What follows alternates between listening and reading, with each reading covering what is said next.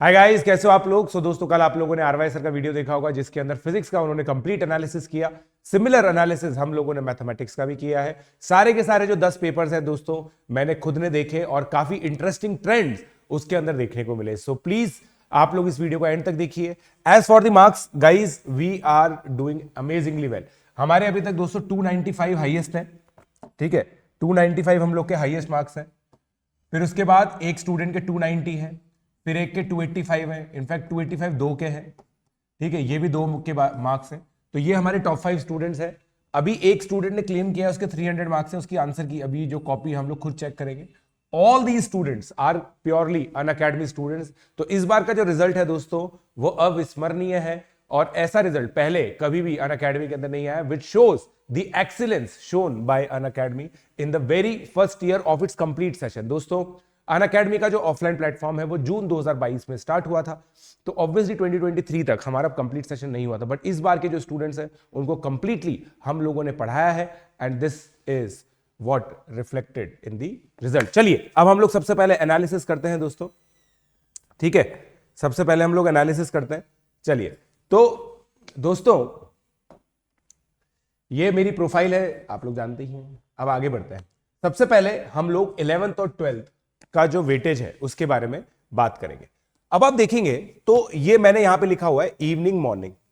ये डेज हैं 27 जनवरी, 29 जनवरी, 30 जनवरी, 31 जनवरी और 1 फरवरी। फिर ये 11th है। आप देखिए, अगर 11th को आप देखेंगे ना, consistently 10 to 12 problems, 10 to 12 problems. एक ये चीज है जहां पे 14 प्रॉब्लम्स 11th के सिलेबस से बेसिकली आई। तो पूरे 60 क्वेश्चंस में से आप ये मान के चलिए 23, 23, 23, 24, तो तकरीबन 40% वेटेज आप ये कह सकते हैं कि 11th क्लास के सिलेबस का रहा। ऑब्वियसली चैप्टर वाइज भी हम लोग एनालिसिस करेंगे। क्लास 12th के अंदर आप देखिए 18 to 20 प्रॉब्लम्स, 18 to 20 प्रॉब्लम्स, ये इकलौता टाइम है जहां पे 16 प्रॉब्लम्स आई। सो आप आराम से कह सकते हैं कि 60% plus problems basically class 12 syllabus से आती हैं। और ये दोस्तों नेचुरल भी है। मैथमेटिक्स के अंदर काफी चीजें 11th में इनकम्प्लीट है, जैसे प्रोबेबिलिटी इंट्रोड्यूस किया है, 12th में कंप्लीट किया है। रिलेशंस 11th में स्टार्ट किया है, 12th में कंप्लीट किया है। कॉम्प्लेक्स नंबर एनसीईआरटी के हिसाब से 11th क्लास के अंदर है, राइट। हम लोग उसको 12th क्लास में टैग करते हैं ना, कॉम्प्लेक्स नंबर को हम लोग 12th क्लास में टैग करते हैं। तो इस वजह से ये थोड़ा सा मतलब जो डिस्पैरिटी है वो आती है। बट अगर स्ट्रिक्टली एनसीईआरटी के हिसाब से बात करें तो आप देखेंगे दोस्तों कि ये वेटेज जो है वो बिल्कुल 50-50 है, राइट। बिल्कुल 50-50 हो जाएगा, which obviously I have not shown, क्योंकि उसकी रिक्वायरमेंट नहीं है। जिस तरीके से हम लोग पढ़ाते हैं, जहां पे हम लोग कॉम्प्लेक्स नंबर को पढ़ाते हैं 12th क्लास के अंदर, उसी में हम लोगों ने टैग किया है। तो अब हम लोग दोस्तों आगे बढ़ते हैं यूनिट के अंदर। तो टोटल प्रॉब्लम्स वर्सेस यूनिट। अब यूनिट क्या है दोस्तों, मैं आपको बताता हूं। देखिए, कैलकुलस एक यूनिट है। ठीक है, अगर आप लोग को नहीं दिख रहा है तो मैं ये बता देता हूं, ये कैलकुलस है। कैलकुलस से 123 प्रॉब्लम्स बेसिकली आई। ठीक है, एलजेब्रा से 98 प्रॉब्लम्स आई। अब कैलकुलस दोस्तों पूरा का पूरा 12th क्लास के अंदर, तो इट रफली converts to 41% of the paper which came directly from calculus. ठीक है, फिर 98 एलजेब्रा से हो गया। ठीक है, वेक्टर 3D से 39 प्रॉब्लम्स आई है। ठीक है, अब आप अगर इनको ऐड करोगे तो देखिए 162 प्लस 98, ठीक है, तो ये हो गया 260, विच मींस कोऑर्डिनेट से 40 प्रॉब्लम्स आपके आई हैं। कोऑर्डिनेट ज्योमेट्री के अंदर हम लोगों ने दोस्तों 3 चैप्टर्स लिए हैं, सर्कल, स्ट्रेट लाइन और कोनिक सेक्शन। वेक्टर 3D में 2 ही चैप्टर लिए, वेक्टर और 3D। तो 2 चैप्टर से 39 प्रॉब्लम्स आना बहुत इंपॉर्टेंट है, बहुत बड़ी बात है। And that is why we have always been saying कि वेक्टर 3D एक बहुत इंपॉर्टेंट चैप्टर है, और काफी स्ट्रेट फॉरवर्ड प्रॉब्लम्स यहां से थी। This was a low hanging fruit, but students ने क्या बिल्कुल एंड में पढ़ा होता है, तो उनका इतना रिवाइज होता नहीं है, तो इसलिए उसमें कॉन्फिडेंस होता नहीं है।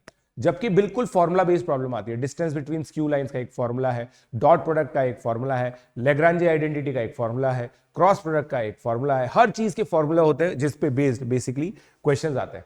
कोऑर्डिनेट ज्योमेट्री के अंदर कुछ चीजें आउट ऑफ सिलेबस थी, आप लोगों ने देखा। एक टेंजेंट का क्वेश्चंस भी थे पैराबोला के अंदर। फिर उसके अलावा खासकर सर्कल के अंदर टेंजेंट की प्रॉब्लम्स आई। ऑल्दो सबसे ज्यादा जो आउट ऑफ सिलेबस देखा गया ना वो कैलकुलस और एल्जेब्रा में देखा गया। एल्जेब्रा में भी स्पेसिफिकली सीक्वेंस एंड सीरीज के अंदर 8 प्रॉब्लम्स तकरीबन 8 जो प्रॉब्लम्स थी वो आउट ऑफ सिलेबस थी। 12 problems total out of syllabus थी दोस्तों। बट खतरनाक बात यह है कि only 5 problems in compulsory section. Compulsory section के अंदर केवल 5 प्रॉब्लम्स थी। तो बाकी की जो प्रॉब्लम्स आउट ऑफ सिलेबस थी वो दोस्तों नॉन कंपलसरी सेक्शन में थी। इसका मतलब उन नॉन कंपलसरी सेक्शन में आप दूसरे 5 क्वेश्चन चूज कर सकते थे, राइट। सो ये एक एनालिसिस है दोस्तों। अब हम लोग यूनिट वाइज एनालिसिस करते हैं। सबसे पहले एल्जेब्रा की बात करते हैं। एल्जेब्रा के अंदर दोस्तों देखिए, अब बाइनोमियल थ्योरम का वेटेज देखिए 2 1 1 1 कंसिस्टेंट है। तो एक प्रॉब्लम आप ये मान सकते हैं कि बाइनोमियल थ्योरम से पक्का आती है। फिर कॉम्प्लेक्स नंबर की हम बात करें, अगेन 1 1 1 2 1 1 2 और टोटल प्रॉब्लम्स यहां पे लिखी हुई है 12। इसका मतलब दोस्तों कॉम्प्लेक्स नंबर जो बहुत हाई वेटेज चैप्टर हुआ करता था, हम लोगों ने हमारी प्रॉब्लम डिजाइन के अंदर भी बोला था कि 2 प्रॉब्लम्स कॉम्प्लेक्स नंबर से आप एक्सपेक्ट कर सकते हैं। But on an aggregate level केवल एक प्रॉब्लम कॉम्प्लेक्स नंबर से आई है। डिटर्मिनेंट की अगर मैं बात करूं तो टोटल मिला के 7 प्रॉब्लम्स आई है। कंडीशन ऑफ सॉल्वेबिलिटी का जो वेटेज है वो जनरली पहले हर एक पेपर में एक होता था, इस बार थोड़ा सा रिड्यूस हुआ है।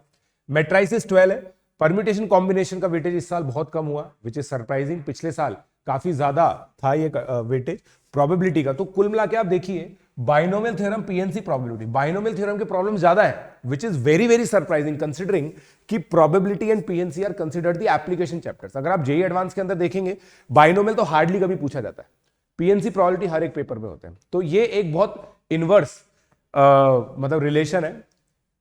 बट इस चीज से आप लोग ये मान सकते हैं कि जेईई एडवांस के अंदर बेसिकली बाइनोमियल के क्वेश्चन इस बार ज्यादा आ सकते हैं। पिछली बार क्या हुआ था, जिस तरह की प्रॉब्लम्स जेईई मेन में पूछी गई थी उन्हीं के टफर वर्जन 3-4 प्रॉब्लम में ऐसा हुआ था कि जेईई एडवांस में पूछे गए। तो ये ट्रेंड एनालिसिस इसलिए बहुत ज्यादा इंपॉर्टेंट होता है। क्वाड्रेटिक इक्वेशन के 8 प्रॉब्लम्स थे। क्वाड्रेटिक इक्वेशन का वेटेज उतना ही रहता है जितना रहता है। Sequence in series was a very surprising thing considering कि इसका सिलेबस ड्रास्टिकली रिड्यूस हो गया था, बट फिर भी काफी सारे प्रॉब्लम्स आए। सिग्मा एन स्क्वायर नहीं पूछना चाहिए था, आया। टेलीस्कोपिक सीरीज नहीं पूछना चाहिए था, आया। एजीपी नहीं पूछना चाहिए था, आया। तो अगले ट्रेंड के लिए, अगले सेशन के लिए आप लोगों को ये तीनों ही सीरीज जो है ढंग से पढ़ लेनी चाहिए। स्टैटिस्टिक्स में से ऑन एन एवरेज एक क्वेश्चन हर एक पेपर में आता है, एक शिफ्ट के अलावा सब में आया। तो इसमें कोई भी सरप्राइज हम लोगों को देखने को नहीं मिला। अगर मैं बात करूं कैलकुलस की, अब कैलकुलस के अंदर दोस्तों application of derivatives is considered as the very very high weightage topic, but केवल 12 प्रॉब्लम्स आई अक्रॉस ऑल शिफ्ट्स। आप देखिए हम लोगों ने दोस्तों 27 तारीख को ये चीज बताई थी कि एप्लीकेशन ऑफ डेरिवेटिव इस बार कम पूछा जा रहा है और वो ट्रेंड लगातार रहा। In fact 31 morning, 1 Feb evening, 1 Feb morning में तो पूछा ही नहीं गया। ठीक है, डेफिनेट इंटीग्रेशन हमेशा बहुत हाई वेटेज होता है, इस बार भी काफी हाई वेटेज रहा। ठीक है, फिर उसके बाद limits continuity differentiability high weightage and relation function high weightage, right. तो अब ये 2 प्रॉब्लम डिफरेंशियल कैलकुलस के हैं, ये इंटीग्रल कैलकुलस का। एरिया अंडर कर्व से कंसिस्टेंटली एक एक प्रॉब्लम पूछी गई। देखिए ये बिल्कुल एक्सपेक्टेड था, जैसा आता है वैसा ही हुआ। डिफरेंशियल इक्वेशन भी बिल्कुल एक्सपेक्टेड था, एक शिफ्ट के अलावा हर एक में एक दो क्वेश्चन आया। 2 क्वेश्चन जनरली डिफरेंशियल इक्वेशन से आते ही है। अब ये तकरीबन ये दोस्तों ये सब डिफरेंशियल कैलकुलस है। डिफरेंशियल कैलकुलस की अगर मैं बात करूं तो इन चारों से आप देख सकते हैं 50% ऑफ द कैलकुलस पूछी गई है। आईटीएफ इस बार सरप्राइजिंगली बहुत कम है, जबकि जनरली हर शिफ्ट में एक क्वेश्चन आईटीएफ का आता है, बट इस बार आईटीएफ के क्वेश्चन मिक्स्ड है। ठीक है, अब यार देखो हुआ क्या कि जब आईटीएफ का क्वेश्चन आया तो अब इसको जैसे मान लीजिए कॉस इनवर्स की लिमिट के बारे में बात कर रही है तो हमने उसको लिमिट में टैग कर दिया, है ना।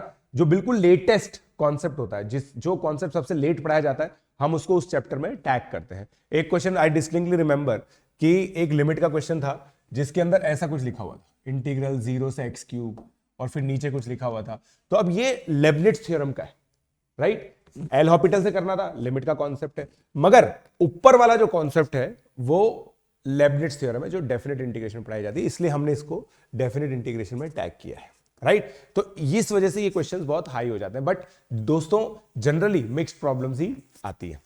Integration age limit of some का एक क्वेश्चन आया था इसके अंदर जो कि आउट ऑफ सिलेबस है। एओडी के अंदर दोस्तों टेंजेंट नॉर्मल का एक क्वेश्चन था, एक क्वेश्चन मीन वैल्यू थ्योरम का भी था जो भी आउट ऑफ सिलेबस है, which should not have been asked. ठीक है, फिर सेट्स ट्रिग्नोमेट्री जो रेगुलर होता है वैसा का वैसा ही आया। ठीक है, अब ये है कोऑर्डिनेट ज्योमेट्री वेक्टर 3D। आप देखिए सर्कल में से एक प्रॉब्लम ऑन एन एवरेज आई, कॉनिक सेक्शन से ऑन एन एवरेज 2 प्रॉब्लम्स आई, स्ट्रेट लाइन का वेटेज इस बार सरप्राइजिंगली हाई था, which is a new trend. New trend इसलिए क्योंकि जनरली स्ट्रेट लाइन एक प्रॉब्लम, सर्कल एक प्रॉब्लम और कोनिक सेक्शन 2 प्रॉब्लम आते हैं, मगर स्ट्रेट लाइन का वेटेज कभी कभी 3 क्वेश्चन, कभी 2 क्वेश्चन, कभी 2 question, it's on the higher side, right. चलिए वेक्टर 3D का मैंने आपको बता ही दिया। अब ये देखिए दोस्तों, है ना, ये पूरा अब सैंपल पेपर डिजाइन है। ये दोस्तों बहुत इंटरेस्टिंग, अगर मान लीजिए इस सारे एनालिसिस को मैं 30 क्वेश्चन के पेपर में लिखूं, तो आप ये मानिए बाइनोमियल थ्योरम का एक क्वेश्चन, कॉम्प्लेक्स नंबर का एक क्वेश्चन, डिटर्मिनेंट का एक प्रॉब्लम, मैट्रिसेस का एक प्रॉब्लम, पीएनसी का एक प्रॉब्लम, प्रोबेबिलिटी का एक प्रॉब्लम, क्वाड्रेटिक का एक प्रॉब्लम। सबसे हाई वेटेज 5 टॉपिक अगर हम देखें तो डेफिनेट इंटीग्रेशन एक है पहला, ठीक है, दूसरा रिलेशन एंड फंक्शन है, तीसरा 3D ज्योमेट्री है, चौथा वेक्टर्स है, पांचवा कोनिक सेक्शन है, ठीक है। सीक्वेंस एंड सीरीज को भी हम लोग ले सकते हैं, यहां पे सीक्वेंस एंड सीरीज का ये रहा, ठीक है। तो ये दोस्तों ये 5 सबसे हाई वेटेज टॉपिक्स बेसिकली रहे, with addition to sequence and series ले लेंगे तो छठा टॉपिक बेसिकली ये हो जाएगा। अब दोस्तों अब फ्यूचर में आप लोगों को क्या मिलने वाला है, इन सभी की डीपीपीज मिलेगी, राइट। इन सभी की डीपीपीज का क्या मतलब है, अब आपको वेक्टर की जो डीपीपी होगी, वेक्टर की डीपीपी में दोस्तों ये 19 प्रॉब्लम्स होगी, ताकि आप जेईई मेन 2 की बहुत अच्छे से प्रिपरेशन कर सकें। ये डीपीपीज आप लोगों को हमारे लैंडिंग पेज पर मिलेगी, जिसका डिस्क्रिप्शन लिंक में अवेलेबल है। इसी तरह के दोस्तों और एनालिसिस भी हम लोग आपके लिए लेके आएंगे आने वाले टाइम पे। आप लोगों के लिए जो भी एसआरजी बैचेस बनेंगे जेईई मेन और एडवांस के प्रिपरेशन के लिए, उसके बारे में भी आपको इन्फॉर्मेशन दी जाएगी। और जो स्टूडेंट 99.9 प्लस परसेंटाइल लेके आ रहे हैं, 99.9 प्लस, ठीक है, आप लोग दोस्तों मुझे टेलीग्राम पर मैसेज कर सकते हैं @प्रशांत42 जैन, और या फिर आप लोग मुझे दोस्तों 7597084242 इस नंबर पे मैसेज भी कर सकते हैं, व्हाट्सएप मैसेज कर दीजिए। कॉल जनरली दोस्तों मैं उठा नहीं पाऊंगा, तो इन दोनों, ये टेलीग्राम है दोस्तों और ये दोस्तों नंबर है, तो यहां पे आप लोग मुझे दोस्तों सारी जानकारी दे सकते हैं। जिनके भी 99.9 प्लस आ रहे हैं, इनको डायरेक्ट QFT 100 बुकलेट मिलेगी। QFT 100 है दोस्तों, quest for top 100। QFT 100 booklet एक स्पेशली डिजाइन बुकलेट है जो हमारे HODs ने मिलकर के बनाई है, हमारे भी उसके अंदर इनपुट्स हैं। टॉप क्वालिटी प्रॉब्लम्स है दोस्तों। पिछले साल 34 मैथमेटिक्स की प्रॉब्लम में से 6 प्रॉब्लम्स ऐसी थी जिसके अंदर लेस देन 1% स्टूडेंट्स ने उसको आंसर किया था, and these problems are actually rank defining problems, and that is why this booklet is a very very important thing for you. तो अगर आप ये बुकलेट का एक्सेस चाहते हैं तो जो भी 99.9% विच इज रफली रिफ्लेक्ट्स टू 250 प्लस मार्क्स, तो जिन बच्चों के 250 प्लस मार्क्स हैं वो मुझे डायरेक्टली रीच आउट कर सकते हैं। We will do the formalities. ये बुकलेट आप लोगों के घर तक डायरेक्टली पहुंचाई जाएगी। Let's crack it.